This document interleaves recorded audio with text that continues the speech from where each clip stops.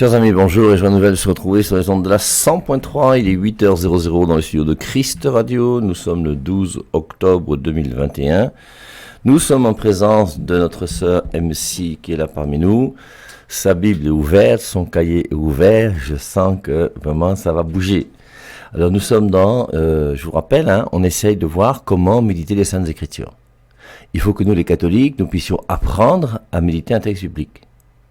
Et j'espère que beaucoup d'entre vous qui écoutez la 100.3 aujourd'hui, vous êtes des amoureux des Saintes Écritures.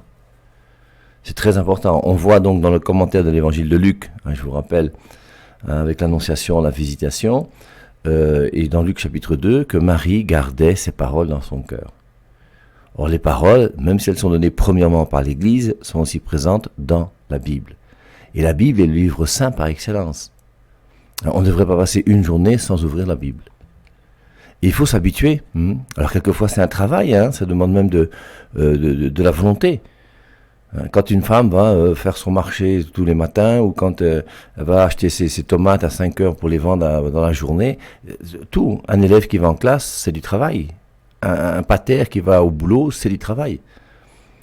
Et forcément, on préférerait tous aller à la piscine ou à Kribi plutôt que d'aller travailler. Et c'est pareil pour la Bible. La Bible aussi, ça demande du travail.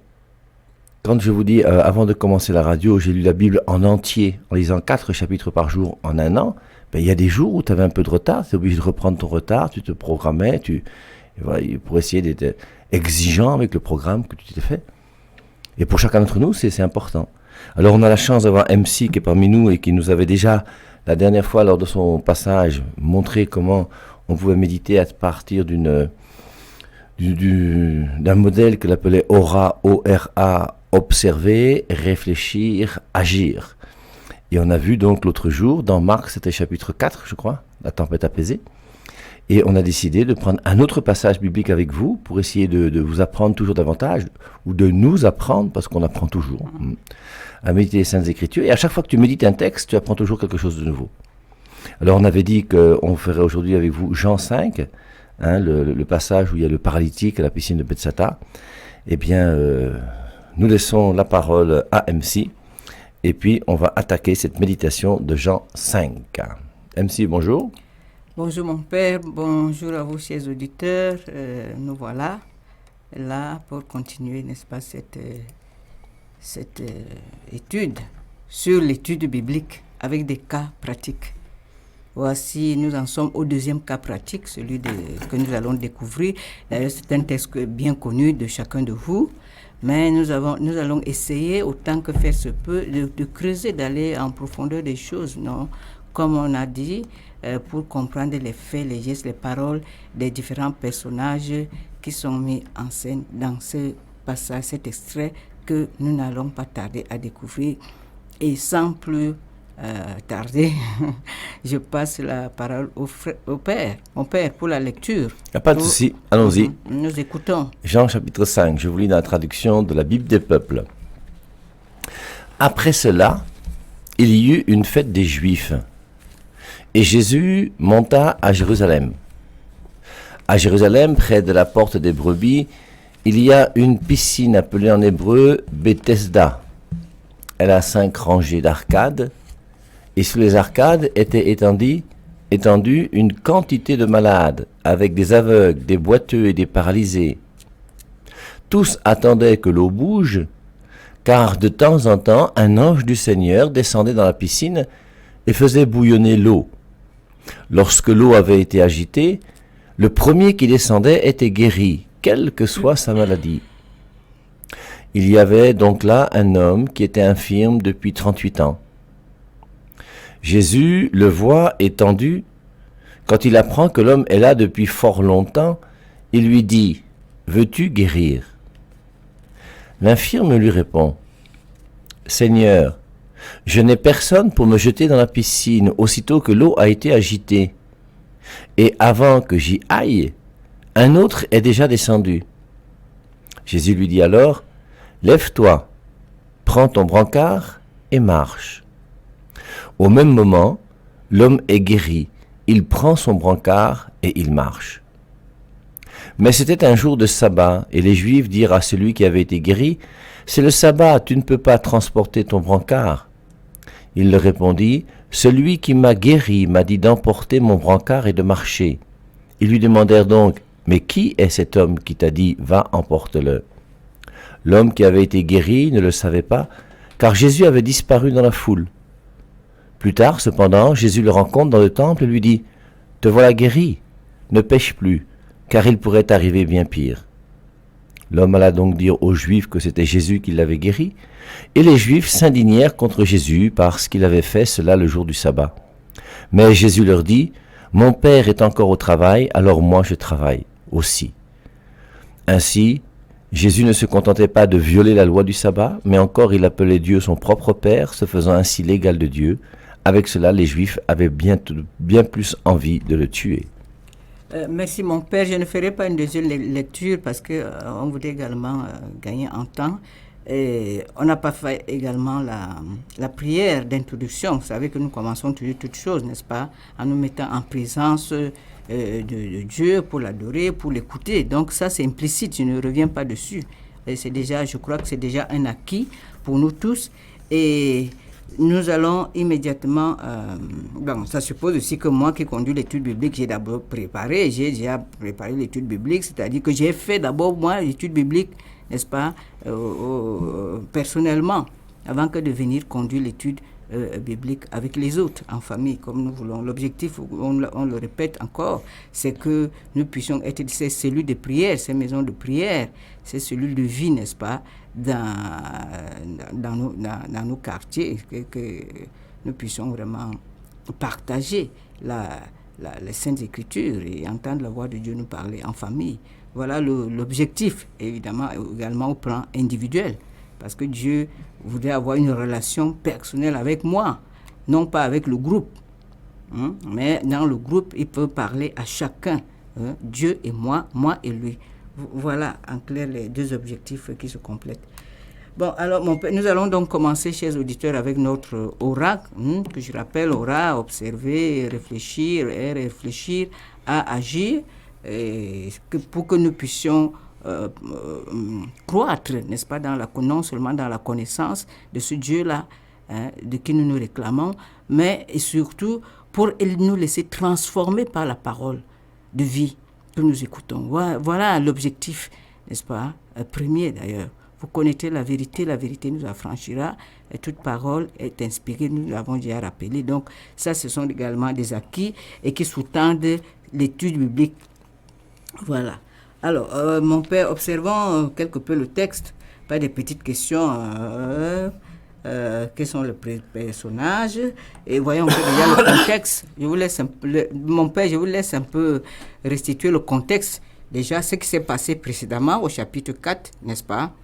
Et alors, le chapitre 4, c'était la discussion avec la Samaritaine, si mes souvenirs sont bons, non?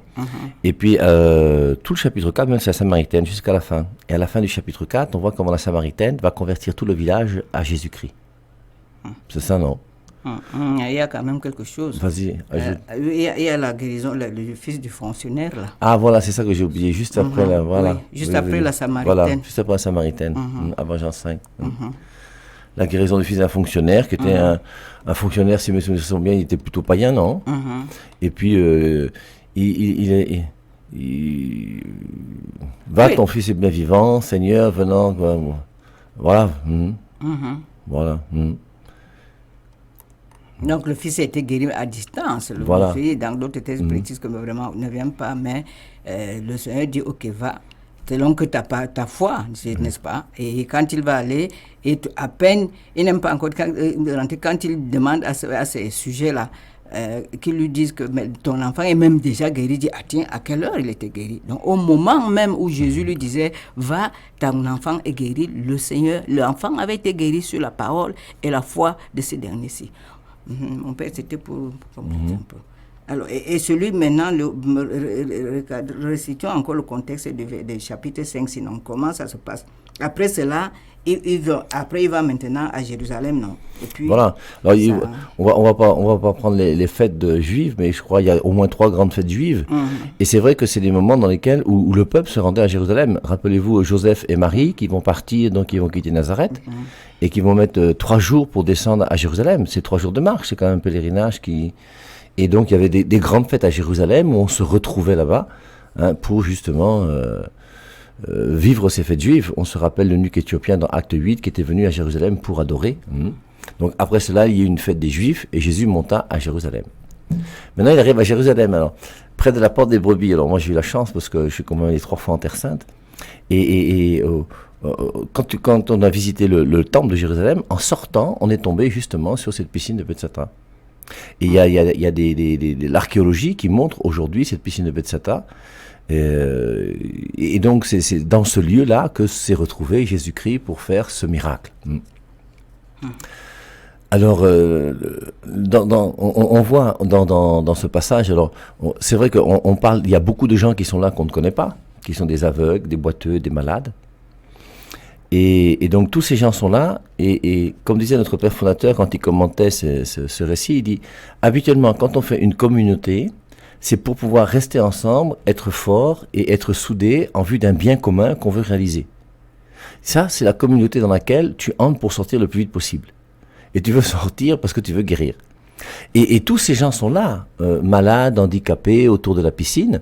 Il y a des malades avec des aveugles, des boiteux, des paralysés. Vous pouvez imaginer la foule de gens bizarres qui sont là-bas, et ceux qui ont les bras coupés, et ceux qui sont mal soignés.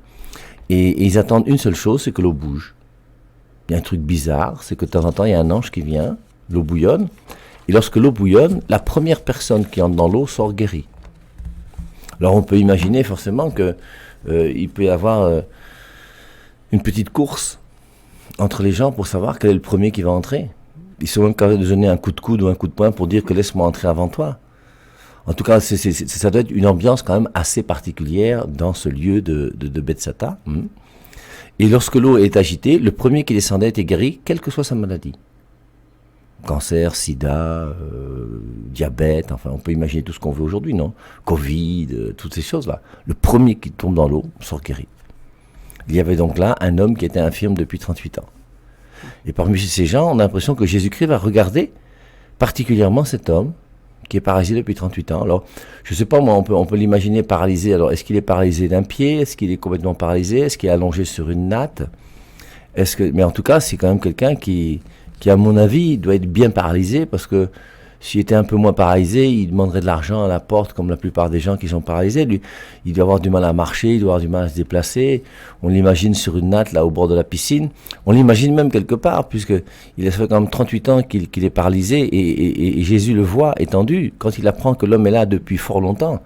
Donc c'est quelqu'un quand même qui connaît déjà bien la communauté. Et il est là depuis longtemps. Ça peut même peut-être bien être le doyen de la communauté, on doit le respecter comme le grand patriarche là-bas qui est là depuis si longtemps. Mais il est tellement paralysé que lorsque l'eau bouillonne, le temps qu'il bouge, lui il n'a pas le temps d'entrer dans l'eau parce que les autres sont moins paralysés et vont dans l'eau avant lui.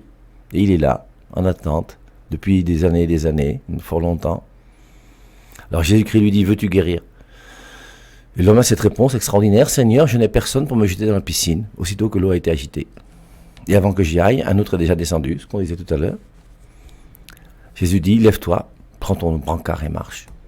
Au même moment, l'homme est guéri, il prend son brancard et il marche. Et après, donc, il y a la suite, si on veut, qu'on verra avec les Juifs. Je ne sais pas si on aura le temps de discuter aussi des Juifs. Les Juifs qui sont là. Et c'est extraordinaire aussi, ce passage-là. On voit que les Juifs vont reprendre cet homme parce qu'il fait quelque chose qui est interdit le jour du sabbat. Et il va leur dire simplement, il me fait penser au petit aveugle de Jean 9, qu'on aime beaucoup. Les Juifs vont lui dire, il ne t'est pas permis de transporter ton brancard. Il leur dit, celui qui m'a guéri m'a dit d'emporter mon brancard et de marcher. Vous dites-moi tout ce que vous voulez. Il y a quand même quelqu'un aussi qui m'a dit autre chose. Et entre vous et lui, là, ma relation entre vous et lui est quand même bien différente. Et lui, là, il a fait quelque chose que vous n'avez pas fait. Donc maintenant, parlez autant que vous voulez. Maintenant que je marche, je trace. Voilà. Et voilà. Je crois que le Père a déjà répondu à ces différentes questions qui auraient pu être des petites questions pour observer le texte, non? Voilà, on sait un peu de qui il s'agit, de qui parle de quoi, n'est-ce pas? Les malades qui sont là, qui veulent être guéris, chacun vient, espère être guéri et vient et persévère. Et à cette foi que si je vais là-bas, bon, je vais avoir quelque chose. Bon, et on voit Jésus qui va s'avancer donc auprès de cet homme-là. Alors, on a donc déjà vu ce qui se passe. Les Juifs vont réagir, le paralytique va réagir, Jésus va également réagir. Et peut-être que, comme il aime toujours faire à son habitude, peut-être enseigner, n'est-ce pas? Profiter pour enseigner. Essayons donc de voir un peu. Bon, mon père, on passe immédiatement à réfléchir. Donc, à réfléchir là, nous allons faire des choses pour être un peu plus... Organisons un peu l'étude, non? Réfléchir, essayons de voir, première chose, intéressons-nous à la piscine elle-même, à l'eau là. Et pour voir un peu, est-ce que ça a une signification? Qu'est-ce que ça peut vouloir dire? Hein? Déjà, à l'époque, et nous aujourd'hui, mon père, excusez-moi, essayons de comprendre un peu. Voilà un lieu. Voilà un temps que Jésus a choisi, la fête, bon. Mais ce lieu-là, et ce qui se passe en ce lieu, est-ce que ça nous interpelle aujourd'hui? La piscine-là et l'eau-là, qu'est-ce qu'elle pourrait être aujourd'hui, mon père? Alors, c'est sûr que pour nous, la piscine aujourd'hui, c'est un lieu de distraction pour des gens qui ont beaucoup d'argent et qui mettent une piscine dans leur concession. Mais à l'époque, c'était pas ça. À l'époque, la piscine, c'est un lieu dans lequel on trouve de l'eau. Et l'eau, je ne sais pas si les gens allaient puiser de l'eau là-bas, mais certainement. L'eau, c'est quand même, pour nous, ça symbolise quand même la vie. Et donc, dès qu'il y a de l'eau quelque part, et c'est même curieux d'ailleurs de voir que l'eau dans la Bible symbolise à la fois la vie et la mort. Parce que rappelez-vous, la traversée de la mer Rouge, l'eau va s'ouvrir et ça va sauver le peuple d'Israël, et l'eau va se refermer et ça va détruire l'armée de Pharaon. Donc le symbolisme de l'eau, très souvent, alors, en premier lieu, c'est sûr que le symbolisme de l'eau, c'est la vie. Là où il n'y a pas d'eau, il n'y a pas de vie. Hein, et l'eau, en général, on l'utilise le jour du baptême. Pourquoi? Parce que l'eau du baptême symbolise le fait que nous soyons purifiés, parce que c'est avec l'eau qu'on se lave chaque jour et qu'on se purifie. Et l'eau, en deuxième lieu, c'est ce qui est nécessaire pour donner la vie. Et donc, l'eau est utilisée pendant le sacrement du baptême. Pourquoi? Pour montrer la réalité qui s'opère dans le sacrement du baptême, signe sensible institué par Jésus-Christ pour donner sa grâce. Et Jésus-Christ, en donnant sa grâce, lorsqu'on verse de l'eau sous la tête d'un baptisé, il est purifié du péché originel, parce que l'eau purifie et lave, et il reçoit la vie divine. Et la vie, c'est bien l'eau qui donne la vie. Là où il n'y a pas de vie, là où il n'y a pas d'eau, il n'y a plus de vie. Alors voilà ce que je dirais, moi, par rapport à l'eau. Oui, c'est autant de choses. Tout ça pour relever l'importance de l'eau. Parce que eux, ils vont, n'est-ce pas, à l'eau. C'est pas la piscine en tant que telle qui intéresse ces gens-ci. Sinon, mais c'est l'eau. Et ce qui se passe avec cette eau-là, c'est-à-dire que le rapport de l'eau-là est à la guérison. Et que vous avez fort bien relevé, si bien relevé. Et donc, on doit déjà comprendre ça. Et l'eau, c'est quelque chose de très important, naturellement et spirituellement. La parole de Dieu est eau de vie. Donc, c'est très important déjà de comprendre ce qu'il y a derrière. Quelqu'un ne pouvait pas prendre autant de temps à aller persévérer et aller pour admirer la piscine. On a même décrit la piscine, les arcades, et ce n'est pas ça qui intéressait les malades. Non, ce n'est pas ça qui intéressait les malades. Ce qui intéressait les malades, c'est de plonger dans l'eau, s'immerger dans l'eau et en sortir guéri. Comme je dirais, quand je plonge là, n'est-ce pas, je vais et la maladie va rester dans l'eau. Quand je ressors guéri. Ça peut encore nous donner quoi comme image, mon père? Quand on pense un peu au baptême du Seigneur, oui, on a déjà dit, mais une façon de dire, pour qu'on comprenne avec les auditeurs vraiment l'importance de l'eau. C'est-à-dire que quand on me plonge dans l'eau qui me guérit, on me plonge dans l'eau, hein, et rappelons-nous ce qui se dit, qu'est-ce que le prêtre dit quand il nous baptise, mon père. Je ne peux pas aussi dire que je me rappelle très bien. Hein. Il prend le prénom et dit, moi je te baptise au nom du Père et du Fils et du Saint-Esprit. Voilà. Donc, mais il y a le passage de Romains, non? Ignorez-vous que nous tous qui avons été baptisés en Christ Jésus, c'est en sa mort que nous avons été baptisés. Nous avons donc été ensevelis avec lui dans la mort par le baptême, afin que comme Christ est ressuscité d'entre les morts pour la gloire du Père, de même nous aussi nous marchions en nouveauté de vie. En effet, si nous sommes devenus une même plante avec lui par la conformité à sa mort, nous le serons aussi par la conformité à sa résurrection. Nous savons que notre vieille nature a été crucifiée avec lui, afin que ce corps, etc., etc. Donc voilà. on est enseveli, et comme tu disais, non, de même que la maladie là va être ensevelie, le péché va être enseveli quelque part, ils vont sortir avec une vie nouvelle. D'où l'importance. Et d'où l'importance. Est-ce qu'on peut dire maintenant, comme on venait de relever là, non, rappeler qu'on met que eau égale parole de vie. Qu'est-ce qu'on peut dire encore? Qu'est-ce qu'on peut tirer comme comme leçon par rapport aux Saintes Écritures? C'est-à-dire qu'on met que eau égale, on fait l'équation eau égale parole de vie. Donc parole de résurrection, parole de vie et tout ça. Comment toujours dans l'objectif, n'est-ce pas, d'amener les uns et les autres à comprendre, à saisir l'importance qu'il y a à méditer les Saintes Écritures, parce que les Saintes Écritures constituent vraiment cette eau-là. Oh, même bien pour... Oui, mon père. L'équation eau égale parole de vie, pour les auditeurs. Je ne sais pas, dis-nous. Non, pour nous amener justement à comprendre, n'est-ce pas, l'importance, parce que là où il y a l'eau, je veux dire que là où il y a l'eau, de même qu'il y a l'eau de guérison là, chez le paradis, à la piscine là, non.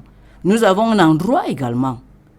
Nous avons un endroit, c'est-à-dire que notre piscine, nous pouvons l'appeler aujourd'hui les Saintes Écritures. Je ne sais pas si vous la parole de Dieu. Oui, voilà. Oui, je comprends ce que tu veux dire. Voilà. Je comprends, donc, c'est ça. Il y a un lieu pour nous où nous pouvons aller puiser, nous pouvons aller nous plonger, n'est-ce pas, pour en sortir, renouveler et guérir. Et ce lieu a un nom précis qui s'appelle les Saintes Écritures. Dans les Saintes Écritures, nous trouvons quoi? Nous trouvons l'eau qui donne la vie, n'est-ce pas? Parce que nous découvrons qui est l'auteur de la vie. Et l'auteur de la vie, c'est Jésus, non?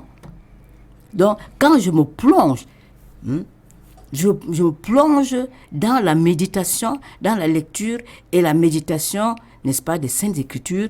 Je suis en train de me plonger dans l'eau parce que en ce faisant, quand j'avale, ça veut dire que j'ai au contact, de même que le malade là qui est rentré dans l'eau se plonge, touche l'eau de guérison. Et moi, je vais toucher l'eau de guérison comment? Je n'ai pas l'eau de guérison comme l'eau dont on parlait là. Mais j'ai l'eau qui est la parole de Dieu et qui va donc me transformer si je me laisse transformer. Chers auditeurs, c'est très important, c'est même fondamental ce que je suis en train de dire là maintenant. Le malade, c'est lui qui est quitté, il est parti de là où il est pour aller à la piscine parce qu'il espérait trouver là quelque chose qui lui apporterait la guérison. Et nous avons dit ça. La guérison, nous la trouvons là, à la rencontre, dans la rencontre, autant pour moi, avec Jésus. D'où l'importance de la lecture et de la méditation des Saintes Écritures que nous sommes en train de faire ensemble, chers auditeurs. Il est de la première importance de saisir d'abord ça là.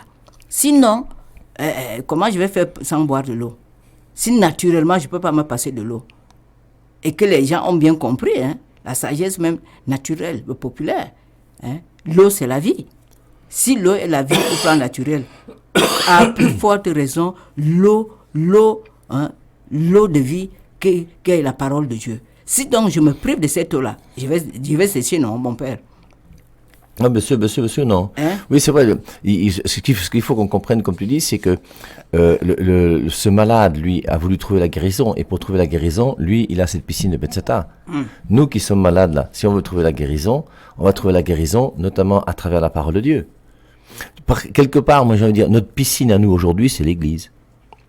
Et c'est peut-être pour ça que quand tu vas entrer dans l'église, tu vas commencer par être baptisé dans l'eau qui va rappeler cette eau-là.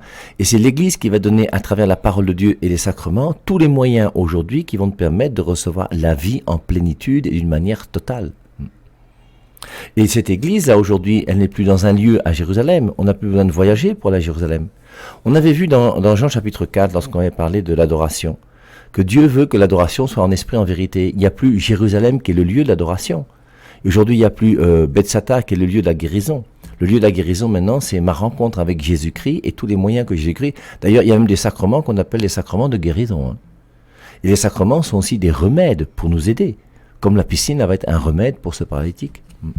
Et voilà, c'est ça, c'est effectivement ça, chers auditeurs. Et il faudrait qu'on comprenne ça. Bon, maintenant, nous en avons fini avec le symbolisme de l'eau, nous avons compris. Et maintenant, intéressons-nous aux différents personnages.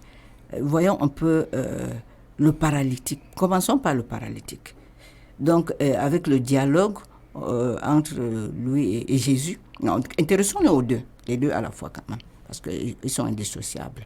Alors, on a vu que Jésus va s'approcher. Il y a tant de malades, mais il va vers celui-là. Et il lui demande, est-ce que tu veux être guéri?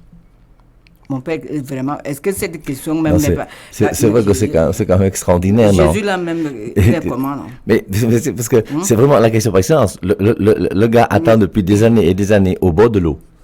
Et on peut imaginer tout ce qu'on veut, même moi j'imagine ce gars-là qui même doit regarder l'eau davantage la nuit que le jour. Parce qu'en plein jour, il sait que quand les gens sont tous debout là, il a moins de chances d'être guéri. La nuit, au moins, le temps qu'il se pousse un peu pour entrer dans l'eau, si les autres dorment, il a quand même un peu plus de chances d'être guéri. Quelquefois, même, il a dû tellement regarder l'eau que l'eau a dû bouillonner dans sa tête. On est même tombé dans l'eau, on l'a récupéré parce qu'il allait se noyer. On peut imaginer tout ce qu'on veut par rapport à ce pauvre paralytique. Mais le gars sait que son salut, c'est l'eau. Lui, il est là pour ça. L'eau bouillonne, dès que l'eau bouillonne, son cœur bat. Et il y a un type qui arrive qui s'appelle Jésus. Et Jésus lui dit, veux-tu être guéri? Mais il est à la piscine, pourquoi? Parce qu'il veut guérir, non? C'est évident, non? C'est tellement évident. Et comment toi, tu vois quelqu'un qui a parmi tant de malades, tu demandes encore, mais tu veux être guéri? Veux-tu être guéri? Et moi, je vais dire que, mais j'ai dit, franchement, je ne sais pas vraiment. Donc, ce n'est pas évident que je sois venu ici pour être guéri. Tu me demandes encore que je veux être guéri. Moi, je ne te réponds même pas. Et puis, les deux là, Jésus là, vraiment, c'est même la réponse même du paralytique. Oui, ça répond tu as l'impression que le gars est complètement, il est omnubilé par son eau. Quand Jésus-Christ lui dit, veux-tu guérir? On sait que le gars veut guérir, non? Et on sait que normalement, il devait dire, oui, je veux guérir. Enfin, mais c'est pas ce qu'il dit. Quand il voit Jésus-Christ, il dit, veux-tu guérir? L'infirme lui répond, Seigneur, je n'ai personne pour me pousser dans la piscine, aussitôt que l'eau a été agitée. Alors on imagine, moi je m'imagine bien ce paralytique qui dit à Jésus que, bon Jésus, comme toi tu es en bonne santé et que tu passes pas souvent ici, j'ai l'impression que tu connais pas trop ce qui se passe ici. Alors je vais t'expliquer parce que moi je suis là depuis des années. Alors comment ça se passe ici? Pour guérir, il y a une seule solution. Il faut attendre d'abord que l'eau bouillonne. Tant que l'eau bouillonne, il n'y a pas de guérison possible. Et maintenant, ensuite, une fois que l'eau bouillonne, il faut être le premier à entrer dans l'eau. Donc si tu me dis, veux-tu être guéri? La seule chose qu'il faut, c'est que l'eau bouillonne et ensuite, et j'imagine, moi, le paralytique dire à Jésus que, si tu veux, comme je suis au bord de la piscine, là, mets-toi derrière moi en position de poussement. Comme ça, dès que tu vas voir l'eau qui bouillonne, tu me pousses dans l'eau pour que je sois le premier à entrer. Hein? Jésus-Christ, tu as compris? Voilà comment ça se passe ici, là. Et on voit comment Jésus-Christ va venir bouleverser complètement l'univers de ce pauvre infirme. Cet infirme ne voit qu'une seule chose, c'est l'eau qui bouillonne. En dehors de l'eau qui bouillonne, il n'a pas d'autre solution. Il n'a aucune solution. Mais c'est très joli parce que on imagine Moïse. Moïse se retrouve face à la mer Rouge, impossible de traverser. Et humainement parlant, il n'a aucune solution. Et Dieu va trouver une solution pour lui. Et Dieu va trouver une solution pour ce paralytique. Veux-tu être guéri? Seigneur, je n'ai personne pour me jeter dans la piscine, aussitôt que l'eau a été agitée. Et avant que j'y aille, un autre est descendu. On peut comprendre vraiment l'état d'esprit, comme vous le dites là, mon père, de quelqu'un qui se sent abandonné carrément. Abandonné parce qu'il n'a personne. Qu'est-ce qu'il a? Il n'a personne. Lui-même dit lui-même, je n'ai personne pour me jeter dans la piscine. Donc il a besoin de quelqu'un pour le jeter, ce qui montre bien qu'il est quand même bien paralysé. Et s'il avait quelqu'un de sa famille qui était là à côté, il aurait au moins une chance. Voilà. Il peut avoir 2 neveux ou je sais pas quoi qui seraient venus, qui a dit écoute, nous on va rester quelques jours avec toi, on va essayer de te jeter dans l'eau qui bouillonne. Non, le gars est là seul. Seul. Et vous pouvez imaginer quand quelqu'un est seul dans une situation pareille, il vient avec l'espoir, il n'a personne, sa maladie, il ploie davantage. Parce que le vrai problème, c'est qu'il voit. Hein? Parce qu'il y a des gens qui guérissent, mais qui va l'aider? Lui là. Chacun ici, chacun pour soi. Hein? Bien sûr, c'est la guerre. Chacun pour soi, c'est la guerre ici. Et lui là. C'est pas la charité pour dire allez-y avant moi, monsieur, je vous en prie. Dès que l'eau bouillonne, là, et on est le premier dans l'eau. Imaginez un peu, nous sommes nombreux. On va un peu à un Simalène, non, prenons le cas ici, non, mon père. Et là, il y a une piscine, il y a l'eau. On se met tous autour de l'eau là. Tous autour de l'eau là. On dit que tout le monde regarde seulement l'eau. Et dès que ça fait seulement, l'eau bouge seulement comme ça, non, paf, le premier plonge. Et surtout qu'il y a des gens il a un problème au bras, donc ses pieds sont en forme. Oui. Donc avec ses pieds là, il peut sauter rapidement dans l'eau. Tandis que toi, tu es paralysé des pieds. Tu fais comment? Dans le regard, c'est quand même terrible. Hein? Mais il vient quand même. Hein. Non, c'est qui a relevé. Et il vient quand même. Parce qu'il sait que c'est la seule possibilité de salut. Parce qu'il espère. Il ne peut pas s'en sortir autrement. Non, c'est très important. Nous allons revenir dessus parce que il est 8h30, c'est très intéressant. Et nous verrons un peu, essayer de comprendre et par rapport à nous, nos situations, les faits légers, c'est tout ce que nous avons lu là. Donc voilà. Élève-toi.